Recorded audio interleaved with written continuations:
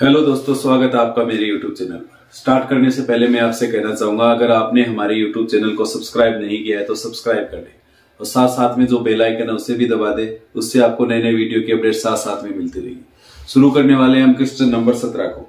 पिछले वीडियो में हमने क्वेश्चन नंबर 16 तक कर लिए, ठीक है। अभी हम क्या करते हैं, प्रश्न नंबर 17 को हल करते हैं। प्रश्नावली 5.3 कक्षा 10 के लिए, ठीक है।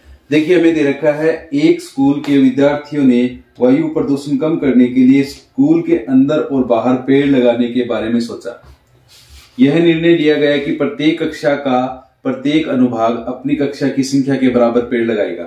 प्रत्येक कक्षा का प्रत्येक अनुभाग अपनी कक्षा की संख्या के बराबर पेड़ लगाएगा। उदाहरण के लिए कक्षा 1 का अनुभाग 1 पेड़ लगाएगा, कक्षा 1 का अनुभाग 1 पेड़ लगाएगा, 2 का अनुभाग 2 लगाएगा, 3 का 3 लगाएगा इत्यादि। और ऐसा कक्षा 12 तक चलता रहेगा। प्रत्येक कक्षा के 3 अनुभाग है, यानी कि प्रत्येक कक्षा के कितने अनुभाग है? 3 अनुभाग है। इस स्कूल में विद्यार्थियों द्वारा लगाए गए कुल पेड़ों की संख्या कितनी होगी?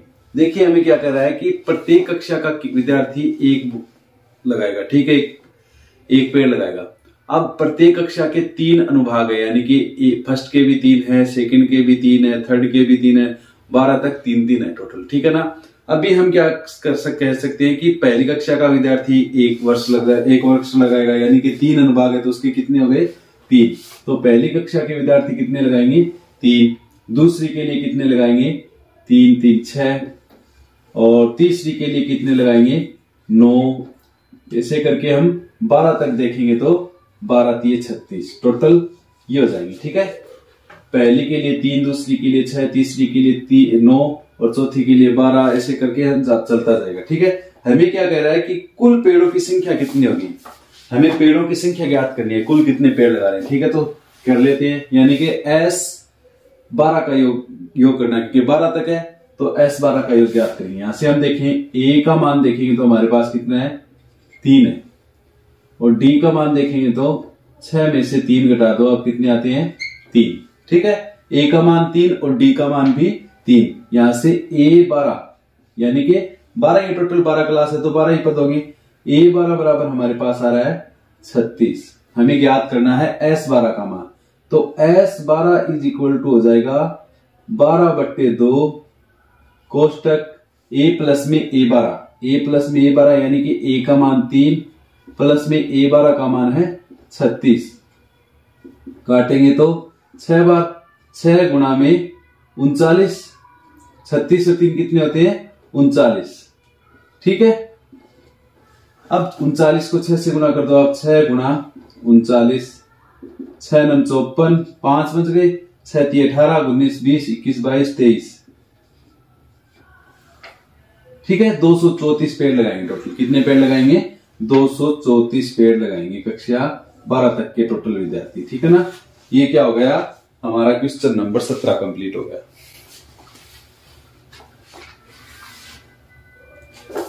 अभी हमारे पास है, देखिए, क्वेश्चन नंबर 18। 18 में देखिए हमें क्या दे रखा है? 18 में हमें दे रखा है कि केंद्र A से प्रारंभ करते हुए बारी बारी से केंद्रों A और B को लेते हुए त्रिज्याओं 0.5 सेमी, 1.0 सेमी, 1.5 सेमी, 2.0 सेमी वाले उत्तरोत्तर अर्धवृत्तों को खींचकर एक सर्पिल बनाया गया है, जैसा आकृति 2.5 में दर्शाया गया है, ठीक है। 13 क्रमागत अर्धवृत्तों से बने इस सर्पिल की कुल लंबाई क्या है?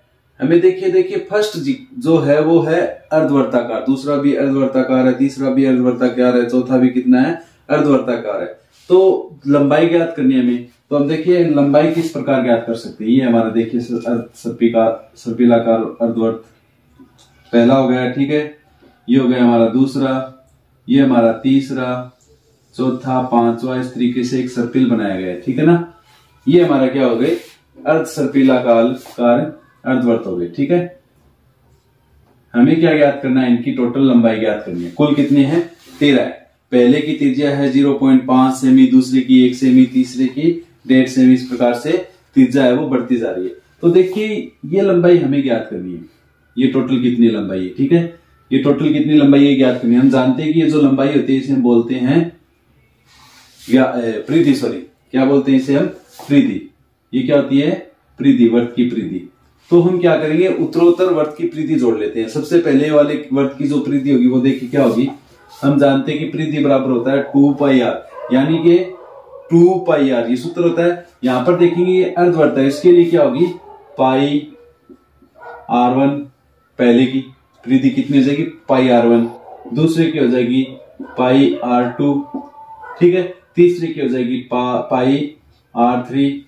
इस तरीके से टोटल 13 है तो 13 तक चलती जाएगी, ठीक है। ये हमारी क्या आ जाएगी, समांतर श्रेणी। यहाँ पर पाई का मान हम रखते हैं तो 22/7 दे रखा है, 22/7।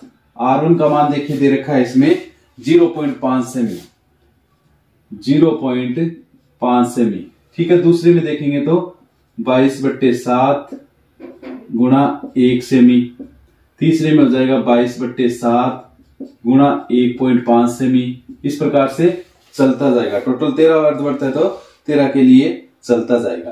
तो यहां पर हम थोड़ा सा सरल कर ले इसे, तो ये हो जाएगा 11/7, ठीक है।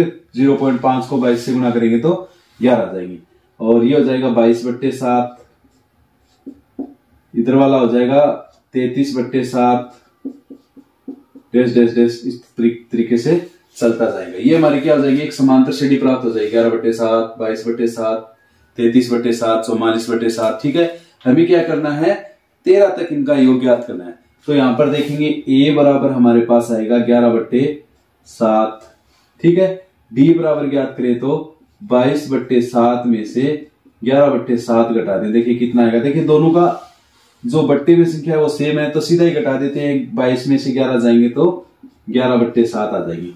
a का मान 11/7 और d का मान भी कितना है, 11/7। हमें क्या कह रहा है कि 13, टोटल 13 क्रमागत अर्धवर्त है, तो a13 का मान ज्ञात कर लेते हैं हम। a13 बराबर होगा a प्लस में 12d, यानी कि 11/7 प्लस में 12 गुणा 11/7, यानी कि 11/7 प्लस में 11, 12 एकम 12, 1 12 एक 13, 132/7।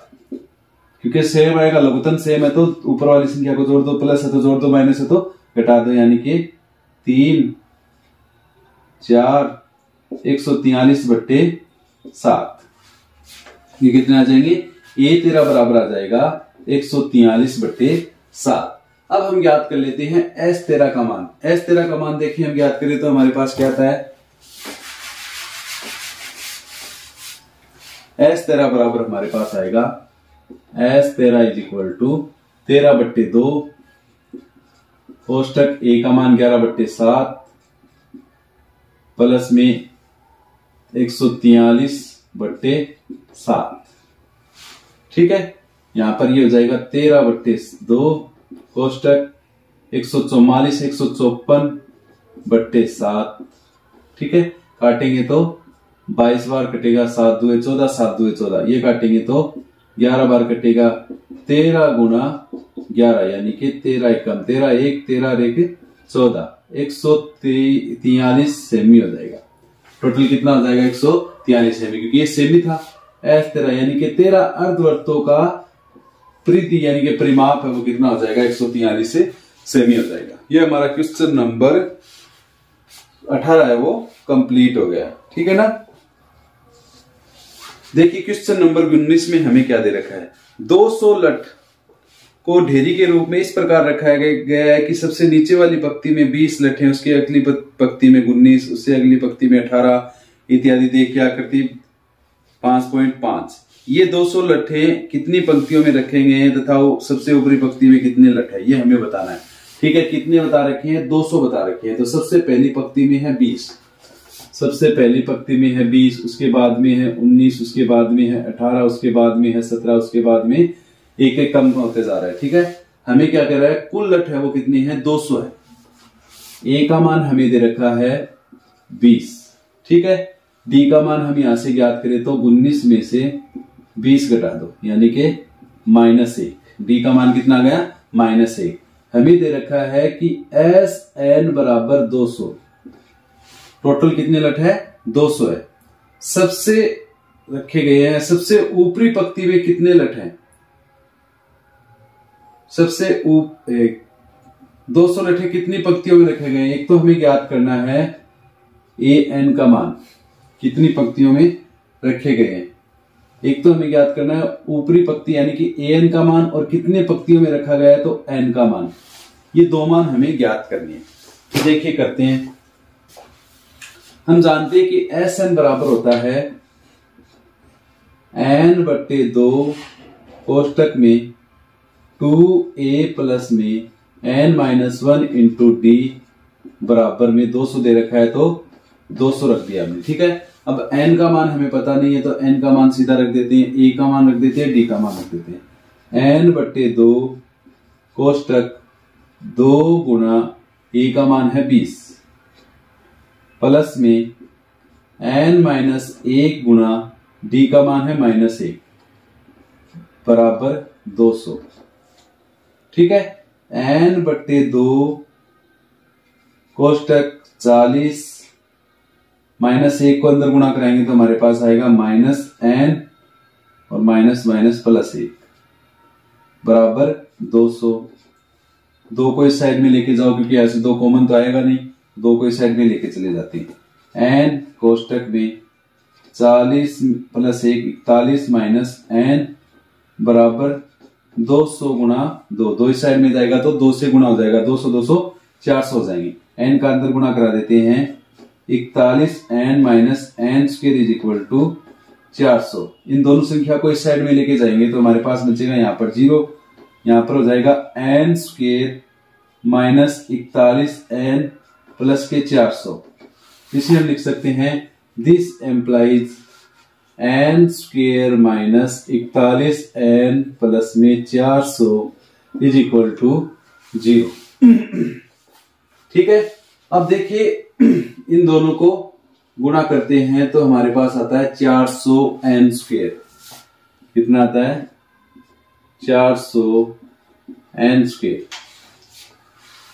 बीच वाली संख्या के 2 टुकड़े इस प्रकार करेंगे जिनका योग तो कितना आ जाए -41n और गुणा करें तो हमारे पास कितना आ जाना चाहिए 400n²। ठीक है ना, तो वो हमारे टुकड़े होंगे n² - 25n - 16n प्लस के 400 बराबर 0। अब देखिए इन दोनों संख्याओं को जोड़ेंगे तो आप हमारे पास आएगा 41n।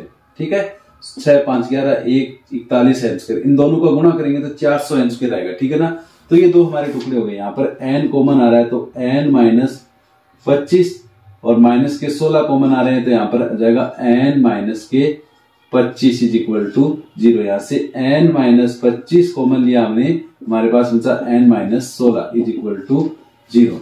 n के मान देखिए ज्ञात करें तो एक बार 0 बराबर ये रख लेते हैं, एक बार 0 बराबर ये रख लेते हैं।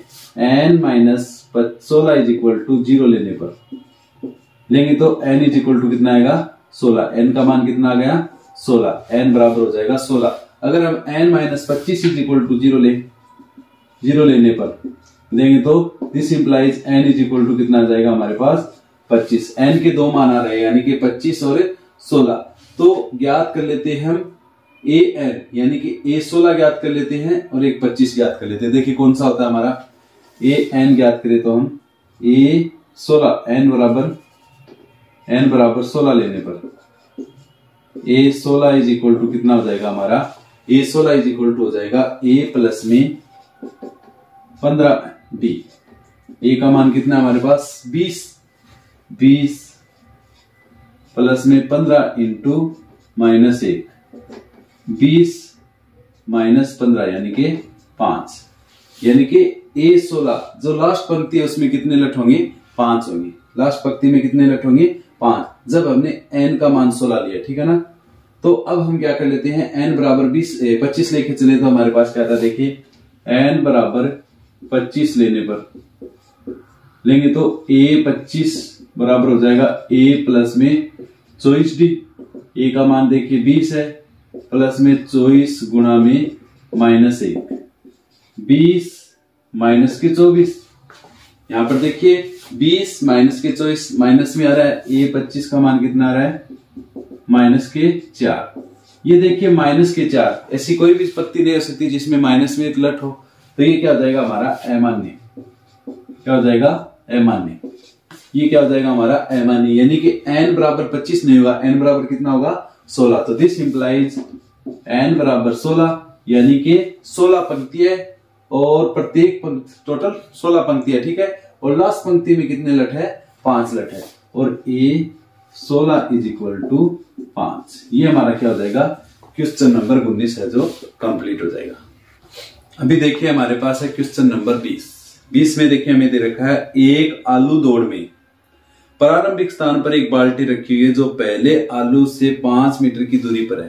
पहले आलू से कितनी दूरी पर है, 5 मीटर की दूरी पर, तथा अन्य आलूओं को एक सीधी रेखा में परस्पर 3 मीटर की दूरी पर रखा गया है। इस रेखा पर 10 आलू रखे गए हैं। एक रेखा है, उस पर क्या है, पहला जो आलू है वो कितना है, 5 मीटर की दूरी पर है, तथा अन्य आलूओं को एक सीध में परस्पर 3 मीटर की दूरियों पर रखा गया है। इस रेखा पर 10 आलू रखे गए हैं। प्रत्येक प्रतियोगी पर बाल्टी से चलना प्रारंभ करता है। प्रत्येक प्रतियोगी बाल्टी से चलना प्रारंभ करता है, निकटतम आलू को उठाती है, उसे लेकर वापस आकर दौड़कर बाल्टी में डालती है। दूसरा आलू उठाने के लिए वापस दौड़ती है, उसे उठाकर वापस बाल्टी में डालती है, और वह तब तक ऐसा करती है जब तक सभी आलू बाल्टी में न आ जाए। अब देखिए हमें क्या कह रहा है कि कोई बाल्टी है, यहाँ पर क्या हमारी बाल्टी है, ठीक है। बाल्टी से पहला जो आलू है वो 5 मीटर की दूरी पर है, उसके बाद में बाकी जो आलू है वो कितने हैं, 3-3 मीटर की दूरी पर है। ये 3 मीटर की दूरी पर है, और आगे वाला आलू भी कितना है, 3 मीटर की दूरी पर है। एक लड़की है, ठीक है, यहां पर क्या कर रही है, वो दौड़ रही है, एक आलू उठा रही है, इसके अंदर डाल रही है और वापस जा रही है, यानी कि पहले आलू के लिए वो 5 मीटर दौड़ रही है। कितनी दौड़ रही है, 5 मीटर, और 5 मीटर ही वो वापस आ रही है, तो कितने हो गए, पहले के लिए हो जाएंगे 10। 5 मीटर गई, 5 मीटर वापस चली गई, उठा के वापस डाल दिया, पहले के लिए हो जाएंगे उसे 10, ठीक है। दूसरे के लिए देखिए क्या करेगी, वो 5 और 3 8 मीटर जाएगी, 8 मीटर वापस आएगी, यानी कि 8 8 16। तीसरे के लिए क्या करेगी, वो 5 3 8 8 और 3 कितने हो गए, 8 3 11 मीटर जाएगी, वापस से आएगी, यानी कि 11 2 22 मीटर हो गए। इस प्रकार से वो प्रत्येक आलू को उठाती जा रही है। इस रेखा पर 10 आलू रखे गए हैं, ठीक है। टोटल कितने आलू है, 10 है, यानी कि 10 पद है, पहला पद, द्वितीय, तृतीय, चतुर्थ, यानी कि टोटल कितने हैं, 10 है। तो हमें 10 पदों का योग ज्ञात करना है। आलू रखे गए हैं, दूसरा उठाने की होती है, तब तक आलू बाल्टी में कुल कितनी दूरी दौड़नी पड़ी, यानी कि हमें ज्ञात करना है कि इस टोटल प्रतियोगिता में उसे कुल कितनी दूरी दौड़नी पड़ी। तो देखिए सबसे पहले हम ज्ञात करें, ए बराबर हमारे पास है 10, डी बराबर ज्ञात करें तो 16 में से 10 घटा दो, आप कितने आते हैं, 6, ठीक है। 16 में से 10 घटाएंगे कितना आएंगे, 6। हमारे पास कितने हैं, टोटल 10 है, टोटल कितने हैं, 10। तो ए 10 ज्ञात कर लेते हैं हम, a प्लस में 9d, यानी कि 10 प्लस में 9 गुणा 6, यानी कि 10 प्लस में 6 9 54, कितने हो गए, 64। a 10 का मान कितना आ गया, 64। हमें ज्ञात करना है s 10 का मान, s 10 इज इक्वल टू हो जाएगा, ये वाला सूत्र लगा देते हैं, 10 बट्टे 2 कोष्टक 10 बट्टे 2 कोष्टक, ए का मान हमारे पास है 10 प्लस में ए एन का मान, ए 10 का मान है 64, काटेंगे तो 5 बार 5 कोष्टक 74, गुणा करेंगे तो 520 2 7 5 35 और 2 37, 570 मीटर दूरी से दौड़नी पड़ेगी। ये क्या हो गया हमारा क्वेश्चन नंबर 20 कंप्लीट, और हमारी प्रश्नावली 5.3 है वो भी कंप्लीट होगी। आशा करता हूं कि आपको ये क्वेश्चन है समझ में आएंगे। Thank you very much for watching my video. Thank you.